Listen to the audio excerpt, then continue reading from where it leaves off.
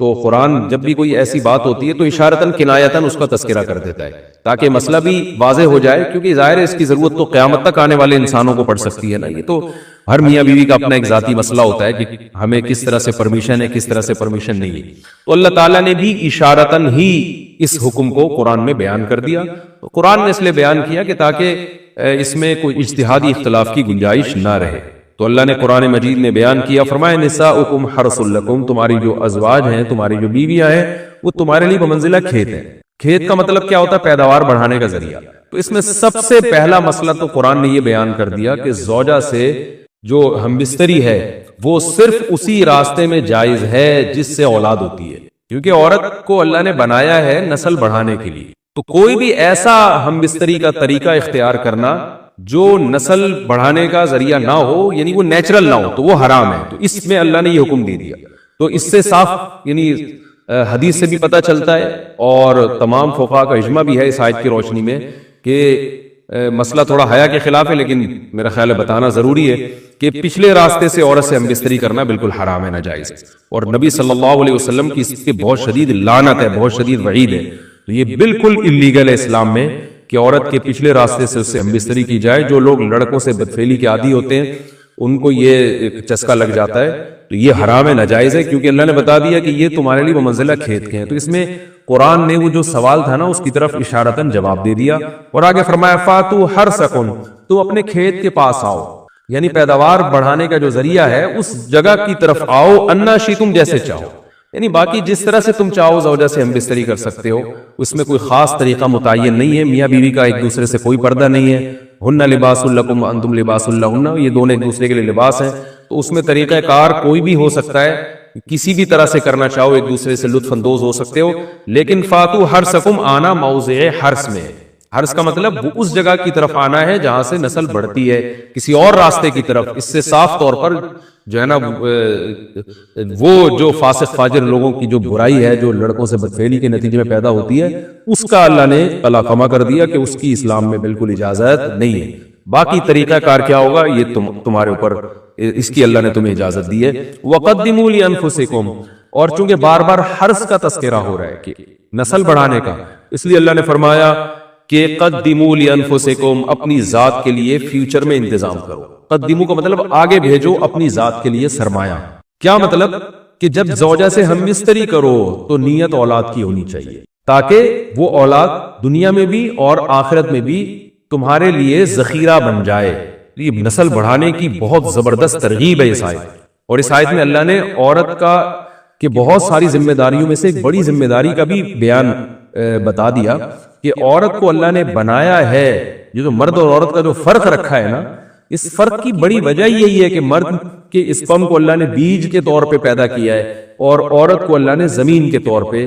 تو بیج اور زمین کے ملاپ کا بنیادی مقصد ہی نسل بڑھانا، پیداوار بڑھانا ہوتا ہے، نہ یہ کہ نسل روکنا. آج فیملی پلاننگ والوں نے اس آیت کی دھجیاں اڑا دی ہیں، اور جو پوری دنیا میں ایک بےہودہ قسم کی تحریک چل رہی ہے، یہ آیت بالکل اس کی نفی کر رہی ہے. اس لیے اللہ نے فرمایا اچھا، اللہ نے اس کا بھی جواب دے دیا. یہ جو فیملی پلاننگ والے کہتے ہیں نا نسل بڑھنے سے تمہارا نقصان ہوگا، خرچے بڑھ جائیں گے، تو اللہ فرماتے ہیں قدموا لانفسکم، تمہارا فیوچر بن جائے گا، سنور جائے گا. کیونکہ اولاد پہ اتنی انویسٹمنٹ نہیں ہوتی جتنا اس کا آؤٹ پٹ ہوتا ہے. ان پٹ کم ہے، آؤٹ پٹ زیادہ ہے. انویسٹمنٹ کم ہے، اس کے جو پروفٹ ہے وہ زیادہ ہے، دنیا میں بھی اور آخرت میں بھی. تو اللہ نے فرمایا اپنے نفس کے لیے، فیوچر کے لیے انتظام کرو، بڑھاپے کے لیے انتظام کرو. تمہارے بیٹے ہوں گے، بیٹیاں ہوں گی، پوتے ہوں گے، نواسے ہوں گے، بہویں ہوں گی. یہ دنیا کا مستقبل اور آخرت کا مستقبل کیا ہے؟ جو عبداللہ بن عمر رضی اللہ تعالیٰ عنہ نے جب نکاح کا ارادہ ترک کیا تو آپ کی جو ہمشیرہ تھی حضرت حفصہ، انہوں نے فرمایا کہ نکاح کرو، تمہارے اولاد ہوگی، دنیا سے جاؤ گے تو تمہارے لیے دعائیں مانگے گی. تو یہ آخرت کے لیے ذخیرہ ہے. تو اس لیے اللہ نے فرمایا کہ آخرت کے لیے ذخیرہ کرو.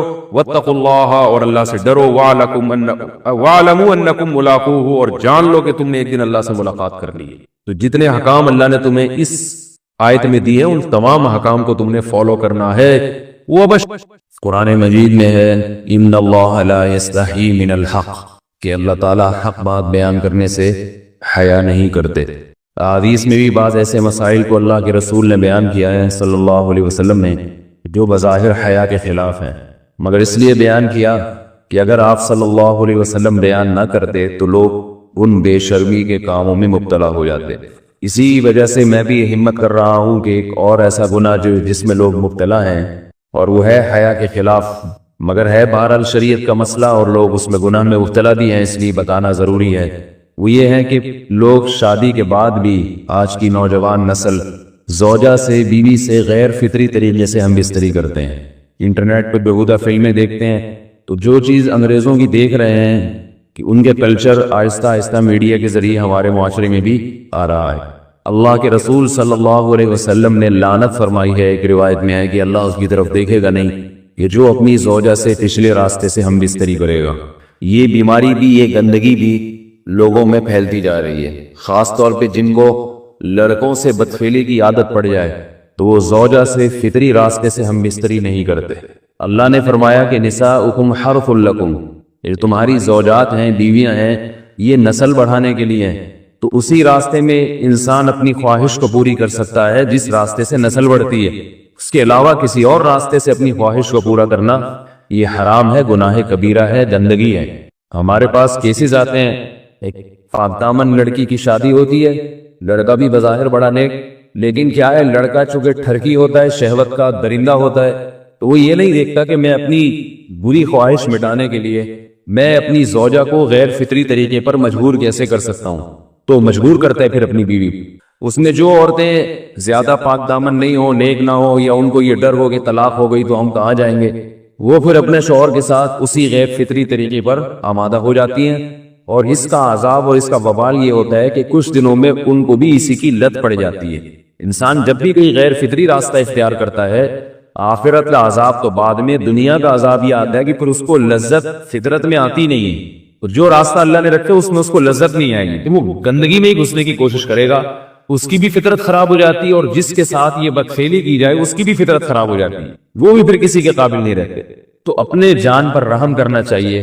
ہم انسان ہیں، ہم درندے نہیں ہیں، ہم گھوڑے نہیں ہیں، ہم گدھے نہیں ہیں، ہم جانور نہیں ہیں، ہم انگریز نہیں ہیں۔ انگریز نے تو حیا اور شرم کی تمام حدود کو توڑ دیا ہے، وہ تو درندے بن چکے ہیں۔ ہم تو درندے نہیں ہیں، ہم تو حلال کھاتے ہیں، پاک صاف رہنے کی کوشش کرتے ہیں، تو ہم ان کی جو کلچر دیکھ کے ہم ایسے درندے بننے کی کوشش کیوں کریں؟ تو یہ بہت بڑا وبال ہے، بہت بڑی برائی ہے جو ہمارے معاشرے میں آہستہ آہستہ جڑ پکڑتی جا رہی ہے، اور اس سے بیماریاں بھی پھیلتی ہیں۔ غیر فطری طریقہ ہے، بیماریاں بھی پھیلتی۔ ایسے کیسز آتے ہیں کہ جناب وہ مرد مجبور کر رہا ہے بیوی کو، اور وہ بیوی جو ہے ساتھ نہیں دیتی، تو پھر اس کو طلاق کی دھمکیاں دیتے ہیں۔ ایسے کیسز بھی آتے ہیں، اور یہ بھی آتا ہے کہ مرد جب اپنی بیوی کو غیر فطری طریقے پر مجبور کرتا ہے، بیوی آمادہ نہیں ہوتی، تو مرد پھر یہ دھمکی دیتا ہے کہ بھائی میری خواہش تو تم سے پوری ہوتی نہیں ہے، پھر میں دوسروں کے پاس جاؤں گا۔ تو یاد رکھیں، جس عورت کا شوہر یہ دھمکی دے اس کو کہ میں زنا کروں گا اگر تم نے میری خواہش پوری نہیں کی غیر فطری طریقے سے، تو عورت اپنے شوہر سے کہہ دے کہ جاؤ تم کہیں اور جا کے منہ کالا کرو، تمہاری فطرت میں گندگی ہے، تو یہ مجھے دندہ بنانے کی کوشش نہ کرو، اس کو زنا کرنے دیں، وہ اللہ آخرت میں اس سے بھگتے گا۔ ہر بیماری کا اللہ نے علاج رکھا ہے۔ اللہ کے رسول صلی اللہ علیہ وسلم نے فرمایا، صحیح بخاری کی حدیث، ما انزل اللہ من داء الا انزل له دواء، کوئی بیماری ایسی نہیں ہے جو اللہ نے نازل کی ہو اور اس کے لیے دوا نہ رکھی ہو دنیا میں۔ تو اگر کسی کو ایسی لت پڑ گئی ہے غیر فطری کام کی، تو اس کو چاہیے کہ وہ اپنا علاج کرائے، ڈاکٹر سے بھی رابطہ کرے، اور سب سے بڑا علاج یہ کہ کچھ وقت صبر کرے گا، چھوڑ دے گا کچھ عرصے کے لیے، تو خود بخود آہستہ آہستہ صحیح ہو جائے گا۔ ایک آدمی شراب کا عادی ہے، ایک علاج نہیں ہے کہ ڈاکٹروں سے رابطہ کرے، بہترین علاج کے چھوڑ دے، کتنے دن تڑپے گا؟ ایک دن، دو دن، تین دن، چار دن، ایک ہفتہ، دو ہفتہ، بہت زیادہ سال ہو جائے گا نا، تو آپ خود بخود ٹھیک ہو جائے۔ سگریٹ کا عادی ہے، چھوڑ دے گا، تو کتنے لوگ ہم نے دیکھے ہیں دن میں 20 سگریٹ پیتے تھے، چھوڑنے پر آئے تو بالکل ایک دم چھوڑ دی انہوں نے، آہستہ آہستہ کر کے چھوڑ دی، لیکن تکلیف ہوئی مگر عادی ہو گئی۔ تو اب کسی کو یہ لت پڑ گئی ہے غلط کام کی، برائی کی، تو اس کا بہترین علاج یہ ہے کہ وہ اپنے آپ کو بدلنے کی کوشش کرے، ماحول بدلے، اور کچھ وقت صبر کرے گا تو اللہ اس سے یہ عادت چھڑا دے گا۔ نہیں کی، صبر نہیں کیا اس نے، پھر اسی گندگی میں موت واقع ہوگی، پھر آخرت کا عذاب بہت سخت، نسلیں برباد ہو جاتی ہیں اس عمل سے انسان کی۔ تو بات حیا کے خلاف ہے، مگر یہ کہ ایک بزرگ تھے، وہ بات فرما رہے تھے، تو کسی نے پوچھا کہ حضرت آپ حیا کے خلاف بات کرتے ہیں، تو انہوں نے فرمایا تم بے حیائی کے کام نہیں چھوڑتے، ہم اس چھڑوانے کے لیے بات کریں تو ہم برے ہیں، اور تم کام کرو تو بھی برے نہیں۔ برائی کا کام کرنے میں برا نہیں بنتا، اور برائی کے خلاف بولنے والا برا بن جاتا ہے کہ دیکھو یہ کیسی باتیں کر رہے ہیں. تو وہی باتیں ہیں اس لیے ہیں کہ یہ معاشرے میں یہ برائی پھیلتی چلی جائے. اور یہ ہماری اپنا کلچر نہیں ہے, یہ امپورٹ ہو رہا ہے باز, یہ امپورٹ ہو رہا ہے, یہ وہاں میڈیا کے ذریعے آ رہا ہے. تو وہ چیزیں دیکھا نہ کریں اور ان لوگوں سے دور رہا کریں. ہمیں تو دین کا داعی ہو کے ان کو ہدایت پر لانا تھا, بجائے ہم ہدایت پہ چل کے دوسروں کو چلانے والے بن کے ان کے راستے پہ ہم نے چلنا شروع کر دیا. اللہ تعالیٰ ہمیں اب دیکھیں ان کے ہاں ایڈز کا مرض پھیل گیا ہے. آپ بتائیے یہ ایڈز کا مرض ہمارا ہے کیا؟ یہ بیماری ہماری ہے یا ان کی ہے؟ ہمارے ہاں بیماریاں ہیں, کھانسی ہے, نزلہ ہے, ٹھیک ہے نا, بلڈ پریشر ہے, شوگر ہے, یہ بیماریاں ہماری ہیں. کوئی اللہ کا شکر ہے گندی بیماری ہمارے ہاں نہیں. جتنی گندگیاں ہیں وہاں سے آ رہی ہیں. ایڈز کا مرض وہاں سے امپورٹ ہوا ہے. وہ ایڈز کا مرض اسی بدفعلی کی وجہ سے پیدا ہوتا ہے, اسی سے جراثیم پیدا ہوتے ہیں. اور اتنا خطرناک مرض کے ایسے متعدی ایسے پھیلتا ہی. افغانستان میں ایڈز کا ریشو 0 تھا, 0. وہ جانتے نہیں تھے کہ ایڈز کا مرض ہوتا کیا ہے. جب سے امریکن آرمی, برطانیہ آرمی افغانستان میں آئی ہے, فوجی آئے ہیں, افغانوں میں ایڈز کا مرض پھیل گیا ہے. وہاں بدفعلیاں شروع کر دی ہیں. تو وہ تو حالانکہ ان کے لیے زنا کتنا سستا ہے, کتنا سستا ہے نا ان کے لیے زنا, پھر بھی وہ لڑکوں کی طرف مائل ہوتے ہیں. تو اتنی گندگی, ایسا گندا جب انسان بن جائے پھر اللہ اس کے وجود کو برقرار نہیں رکھتے, اور رکھتے تو پھر آخرت میں سزا دینے کے لیے اپنے آپ کو ان گندگیوں سے بچانا چاہیے, حلال پہ اکتفا کرنا چاہیے. اللہ تعالی ہمیں حلال پہ قناعت کی توفیق عطا فرمائے اور پاکیزہ لوگوں میں ہمارا شمار فرمائے. اگر شادی شدہ عورت 40 دن میں بھی ایک دفعہ, اچھا بھائی دیکھو یہ حیا کے خلاف مسائل جو ہے نا یہ اس چینل پہ نہ پوچھا کرو. مرد پر لازم ہے کہ کم سے کم 4 مہینے میں بیوی سے ایک دفعہ وہ لازمی ہم بستری کرے. تو اگر وہ 4 مہینے میں ایک دفعہ بھی نہیں کرتا تو پھر جو ہے وہ دیانتاً ذمہ دار ہوگا. اس بات کا خطرہ ہے کہ وہ گناہ گار ہو, کیوں حضرت عمر رضی اللہ تعالیٰ عنہ نے قانون بنایا تھا کہ 4 مہینے سے زیادہ کوئی بیوی سے دور نہ رہے. تو کم سے کم اتنا ہے لازمی. تو اس سے زیادہ بھی اگر کوئی مرد بیوی کے قریب نہیں آ رہا تو پھر وہ ظالم کہلائے گا شریعت کی نظر. حج کے دوران باقی ہر عورت اور ہر مرد کے حالات مختلف ہوتے ہیں. بعض عورتوں میں خواہش زیادہ ہوتی ہے, بعض میں کم ہوتی ہے. یہ نیچرل ہے, اس کا کوئی اس سے تعلق نہیں ہے کہ عورت کوئی بری ہے. بعض عورت میں یہ خواہش نفس بہت زیادہ ہوتی ہے, اس کی ریکوائرمنٹ بہت زیادہ ہوتی ہے. تو لوگ پھر مرد اس بیوی کو برا سمجھنا شروع کر دیتے ہیں, حالانکہ اس کا برائی اور اچھائی سے تعلق نہیں ہے. جیسے مردوں میں صحت کے لحاظ سے اور ان کے جو مینٹل ہیلتھ ہے اس کے لحاظ سے مردوں میں فرق ہوتا ہے. کسی میں خواہش بہت زیادہ ہوتی ہے, کسی میں کم ہوتی ہے. تو اس طرح خواتین میں بھی ہوتی ہے. بہت سے پاک دامن عورتیں ہوتی ہیں لیکن انہیں ڈیزائرز بہت زیادہ ہوتی ہے. تو یہ سب کی الگ الگ اللہ نے فطرت بنائی ہے. تو میاں بیوی اس کو ایک دوسرے کو بہتر سمجھ سکتے ہیں کہ کس کی کیا ڈیزائرز ہیں. بہرحال اگر مرد میں عورت کی ڈیزائرز پوری کرنے کی طاقت نہیں, عورت میں بہت زیادہ ڈیزائرز ہیں, مرد میں کم ہے, تو ایسی صورت میں عورت پھر مرد سے طلاق مانگ سکتی ہے کہ بھئی میں سیٹسفائی نہیں ہو پا رہی ہوں اور میری ریکوائرمنٹ زیادہ ہے. تو مرد اگر طلاق دے دے تو اچھی بات ہے, نہیں دے تو پھر عورت کو چاہیے اسی کے ساتھ گزارا کرے. ہاں اگر 4 مہینے تک بھی مرد بیوی کے پاس نہیں آتا ہے تو پھر مرد پر لازم ہے کہ عورت کے مطالبے پر اس کو وہ چھوڑ دے, کیونکہ پھر تو جوان عورت کو بہرحال گناہ کا خطرہ ہے. جسمانی تعلق نہ رہنے سے نکاح پر اثر. لاہور سے کسی نے پوچھا اگر میاں بیوی کا آپس میں کوئی جسمانی تعلق نہ ہو تو کیا نکاح پہ کوئی فرق پڑے گا؟ نہیں, اس سے کوئی فرق نہیں پڑتا. جب تک شوہر طلاق نہیں دے گا نکاح ختم نہیں ہوگا.